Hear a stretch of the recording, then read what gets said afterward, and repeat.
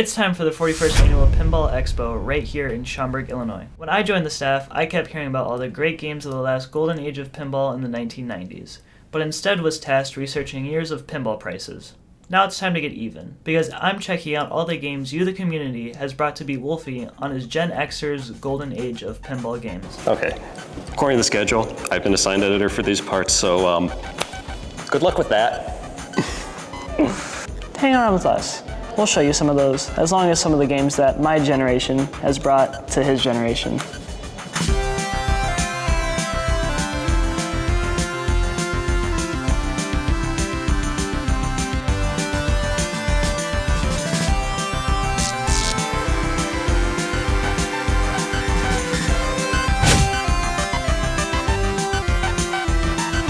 Are we in the right section? You're in the Generation X section now. Oh, great. You dragged me over here.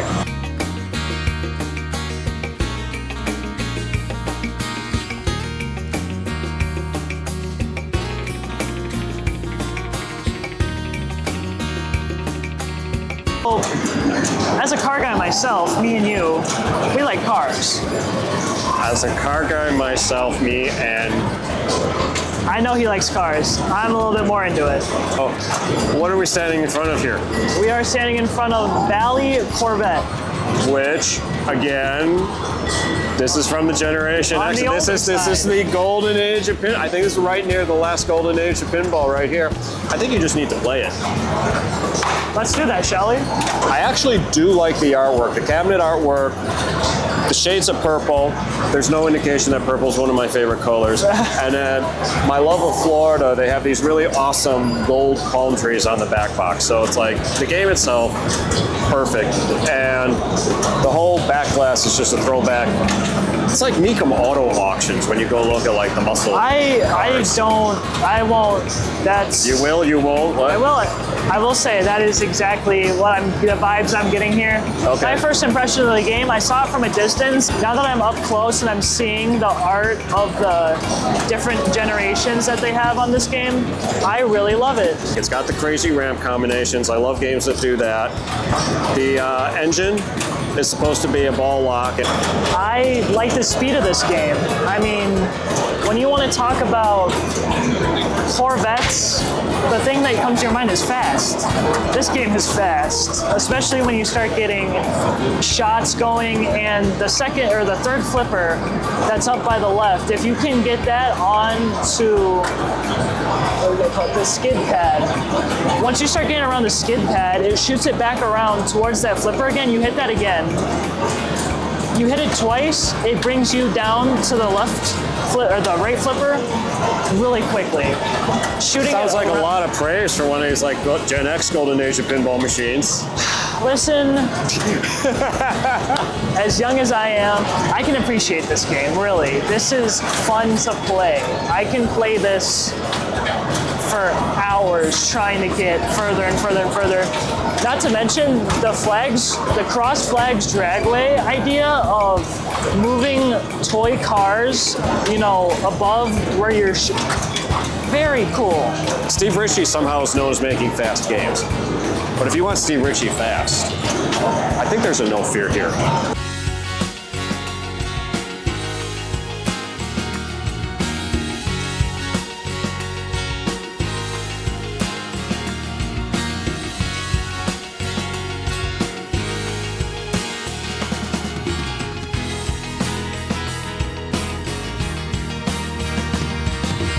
Someone told me about a game that I shouldn't play.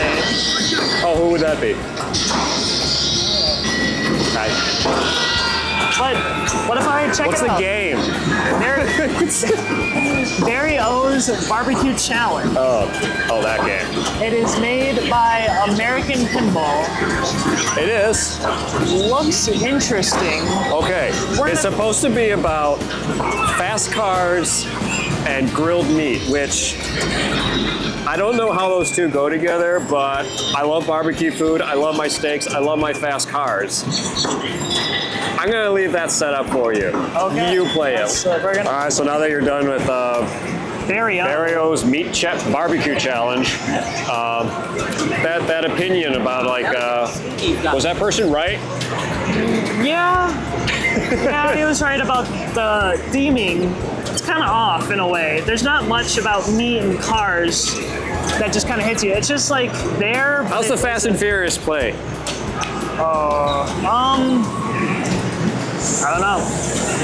All right. I feel one thing I liked, the screen in the middle of the playfield is easy to see for someone who's head down playing, and you can see what it's trying to tell you versus Stern's LCD in the middle of the. I'm not looking up to see. Okay, Mr. Generation Z, you were actually giving me a hot take on the whole LCD screens and how like we have the colored LCD screens. You guys just had boring orange dots, but then you said something fascinating like I like pinball machines don't need them? I like the orange dots.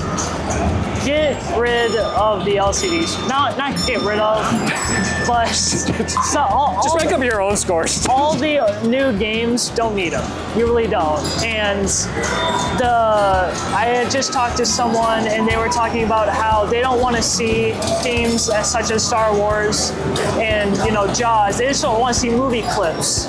I can understand where he's coming. Well, I can piggyback on top of that because what do you think of Rush?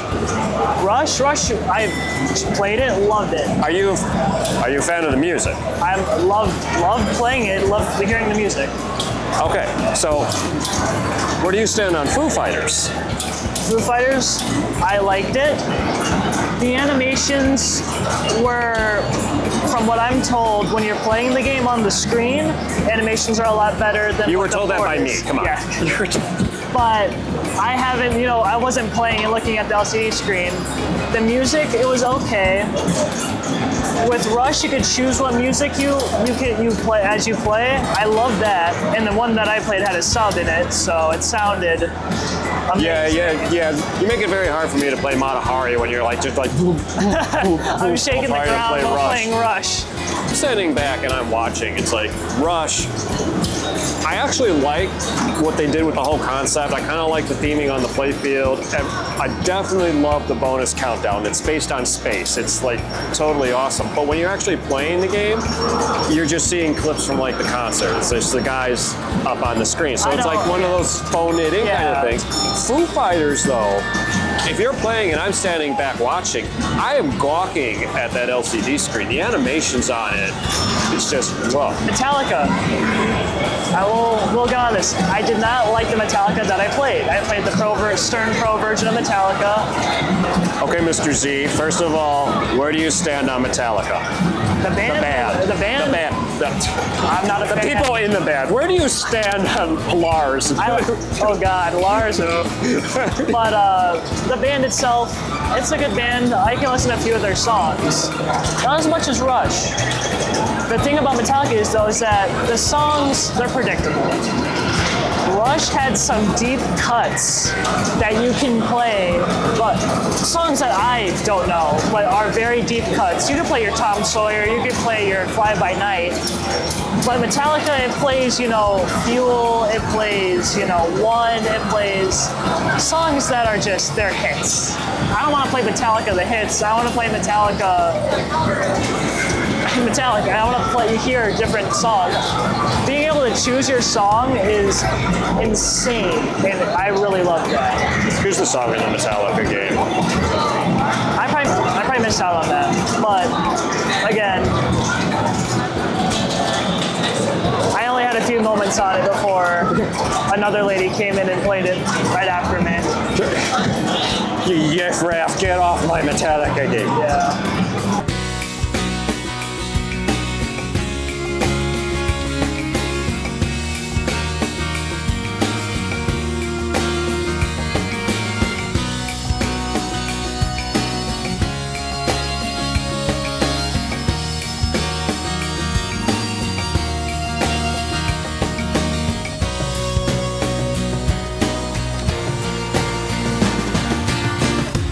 like Black Knight or Medieval, I think it's Medieval Castle. What's the game that has the castle? Medieval Madness. Medieval Madness. When you start hitting the castle and you hit certain parts of the castle, the, you know, dot screen will play animations of, you know, a cannonball going through the side or the drawbridge lowering. That just looks so much cooler on those screens than an LCD screen. I prefer that, I really do. And Elvira does an amazing job of utilizing Which Elvira, though? It's a series, it's a trilogy. I'm sure. It's the one you were like talking about? Yes, this is the exact one I was talking about. This game looks really nice, actually. Wow, the LEDs on it are really Very making bright. me look even more amazing than I actually am. All right, so we got, okay, this is clearly a custom artwork with a little additional like black and white touch going on the translate, because, you know, I get it. Elvira, like, she rated a lot of those like black and white movies. Rated, reviewed. Let's react. Elvira pioneered the let's react to Yeah, let's thing, react to didn't things. she? Yeah, The whole react the to. stuff that I watch. Wow. See, it's not a Gen Z thing. That, like, because Elvira, I forget how old Elvira is, but I think she might actually be a little bit before my time. Or she was just on the air when I was like a little kid. I've never really watched any of that. Too old for me. Well, I've come to meet an old friend. Shipmates. Last year I played it.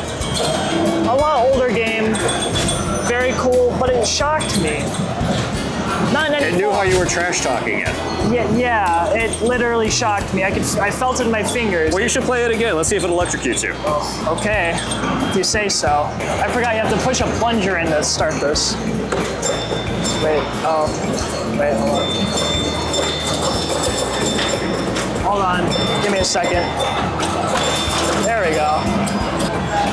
Yeah, I mean, the flippers are a little shy. They're kind of small on this game. And there you go. There's one down the drain. But the theming here I really like. In the center of the playfield, there's a rotating, bezel thing. I really like it all. This game is fun.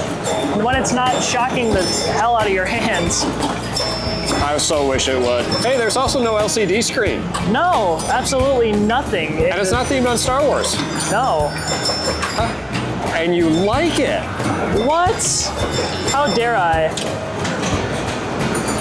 The flippers in this game are so small that there's just no power behind any of your hits. Like size matters.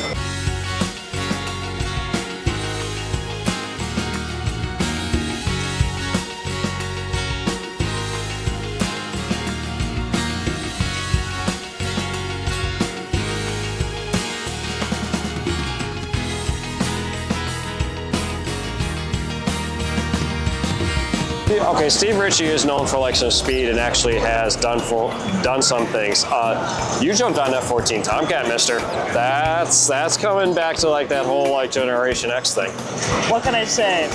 That game, loved it. And it's actually probably one of the oldest, an older game. You played an EM. I did. But it is an older game of an era that I don't typically like, where the ball in that era was slower. There wasn't a lot of action happening and shots to hit. F-14 Tomcat, the sounds, the speed, it reminded me of a modern-ish game when it comes to speed, sound, and the theming. The theming is really cool. You got an experience of like a very fast, deep playing game, which unfortunately here you didn't get with Getaway. No, the people who brought 2 getaways. the Getaways, I played the first one. All right, here's my little inside tip to you the viewer. When I had a Getaway, take the supercharger ramp apart, really use a good metal polish on that. The magnets will whip that ball around at a speed you would not believe. There's your secret. And you the viewers, you're now in on it. Don't tell anyone who hasn't watched this video. Keep that between us. However, your whole shaking the cabinet thing with Getaway did translate through another game that I'm sure we're going to talk about. Oh, I think I know the one you're bringing up. Come on, lay it on here. You're in the golden age of pinball now. Indy 500. Oh my gosh, what a game. I'm a big car guy. You're a big car guy. Indy 500 is a great game. And the cabinet that's here at this expo is a wonderful example of that. They had the little cart on the wheel. It's the right ranch shot that causes the race car to spin. And it is supposed to like make the game shake. It functions as a shaker motor. I'm not entirely sure if something's... They did. I don't know if it's like an intentional safe mod or if something's in the process of breaking. But the effect is really cool because it got that game shaking like crazy. That felt amazing. I was on the other game that was right next to it, and you could feel the shaking through the ground. I mean, speaking of like fast-paced kind of things, I finally throw you on like one of my another good Generation X throwback to all things fast sports. No Fear. I can't really pinpoint the differences in what you would have experienced with the sample game that was here, but you actually got to play a sample game. No Fear, I like the way that it played. And it's funny you mentioned sample game because it was actually a prototype of No Fear. Which, say 6 one way, half dozen the other. Red boards. Let's just keep it there. I liked it. I liked the way that it played. But it kind of hits Gen Z in the face with its own kind of theming being completely off. Not that it doesn't theme it great, but there's a skull in there. You know, Generation Z doesn't have skulls? Okay, we have skulls. But what I'm trying to say is that the back glass has, you know, motocross, NASCAR, this stuff. When I'm on the playfield, do I get NASCAR, motocross, extreme fast sports? Not really. I get that in the playing. Okay. I don't get that in the actual, like, items that is there. Generation X for the win. Nope. So you think every game that your generation has is just wonderful, don't you? Oh, absolutely. You're wrong. Am I? Yes. Okay, enlighten me. I've played quite a few that I thought weren't the greatest. And which would these be? Well, for starters, the Who Tommy caught my eye, along with okay. a few other people. Very colorful. It looks like it plays well, but when I played it, I didn't like it. It was weird, and I'm pretty sure it was also a prototype version, which... Actually, you would be correct. It had the 6 jet bumpers, which for some reason I thought was right until I like double checked that. It's like, oh, no. Yeah, it's not supposed to have that. All right, lay another one on me. All right. Where else has the Generation X failed you, OYZ? I think you know where I'm going with this one, but have you ever wondered what playing pinball in a bathtub is like? Oh boy. Everybody knows exactly where I'm going with this. Well, there's only one game that meets the qualification of bathtub, so please, all right. Orbital 1. Oh boy. I had no idea that this game even existed until... Oh, now you do.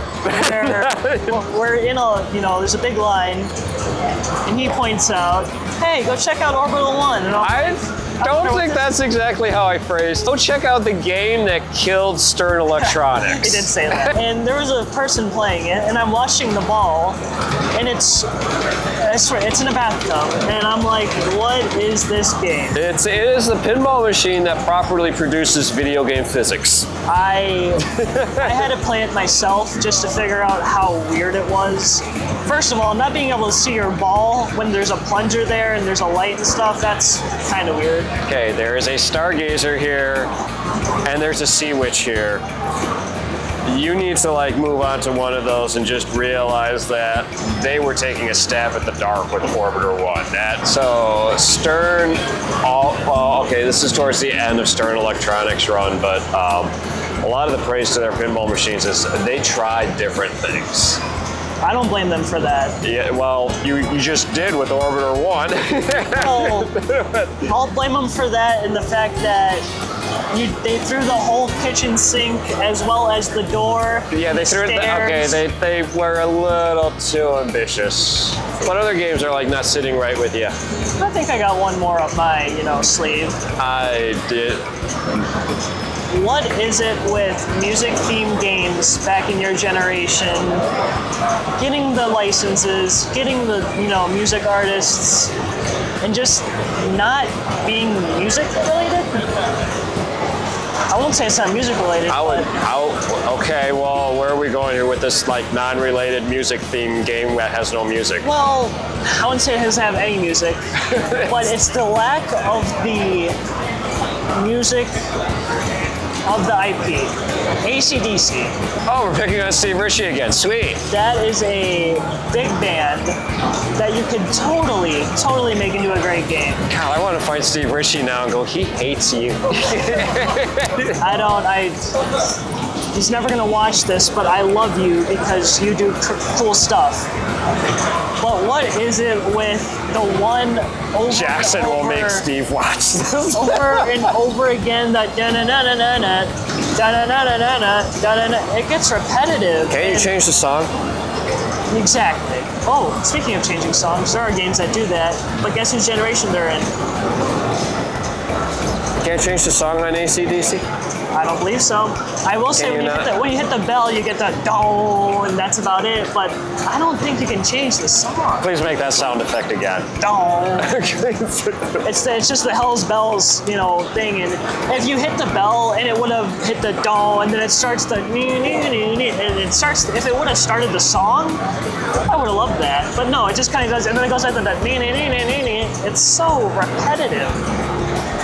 It is not that fun. Not to mention the guy who has it here had it cranked up to 11 when I was playing it. We were trying to have a conversation at a table behind where you were playing, I felt terrible because I was like, oh God, there's probably some idiot who thinks I'm a jackass for turning this game on. Oh God, no, the local crew here was like, God, I wish I could like hear myself over this AC/DC, and I look over and it's you playing it. It's like, yep, I'm the jackass.